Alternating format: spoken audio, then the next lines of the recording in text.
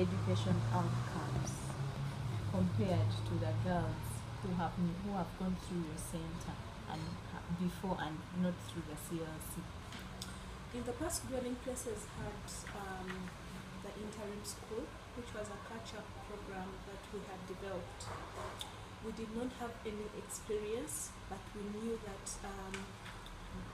rescuing a child from the streets and putting them straight into a formal school could not work. With experience, we learned that could not work. So we developed the interim school and developed a curriculum based on what we knew and the experience we had. But we had not researched much about creative learning. So when you compare the children that have gone through the Creative Learning Center and the children that went through our interim school catch-up education, there is a big difference. Recently, I was looking at the school reports and I could see that the children that have just joined school in third term performed way better than even those that have been in school for the whole year, the entire year. And the reason for that is that our teachers have been trained. They've been trained in creative ways of teaching.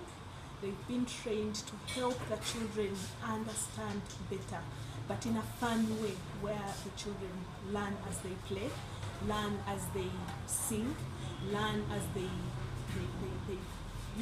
jump or play, and that has made it more interesting for the children. I would also like to note that in the past, after reintegration, we used to have many issues with the children in terms of behavior, because the rehabilitation process takes some time. It's a gradual process that takes some time. So sometimes the children are reintegrated, but yet they are still struggling. But as a result of the CLC and the trainings the teachers and the mentors have received, they've been able to work with the children on behavior change, and I've seen effectiveness. The children behave better. I've seen that we've not had to deal with many behavior issues or discipline issues with the schools. In the past, the schools would literally call us every week because there's a child A has beaten the other child, or they are not listening, or they are not respecting the teachers. And although we're trying so hard to improve our system, we didn't know how to do it. So the Creative Learning Center came with that richness in training, and that trainings that have been researched, that have been tested. Sometimes we've had external trainers coming to actually train our teachers. Now that has really helped us to be able to ensure that the child holistically is rehabilitated. So the children have been prepared emotionally, they've been prepared physically, they've been prepared and helped to catch up through the CLC. We felt that the benefits were many when you compare the benefits that the girls were getting to the boys.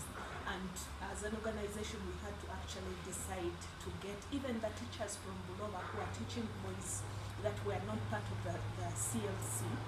We decided that the children will have to receive the same services. We came to Crane and requested for all our teachers to be trained. We are thankful that all our teachers have been given that opportunity for training. Just this year, Dwelling Places struggled a bit in the first quarter because most of our donor funding had ended in 2015, and most applications we had submitted, we had not received feedback.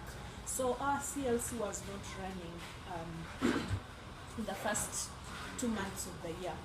However, the teachers that were trained at the CLC were able to take time off to train other teachers, and as a result, we've been able to get all our teachers trained. They've been working together in developing teaching materials. They've been practicing how to use the teaching materials. It was interesting to actually see them working together as a team, teaching each other, challenging each other.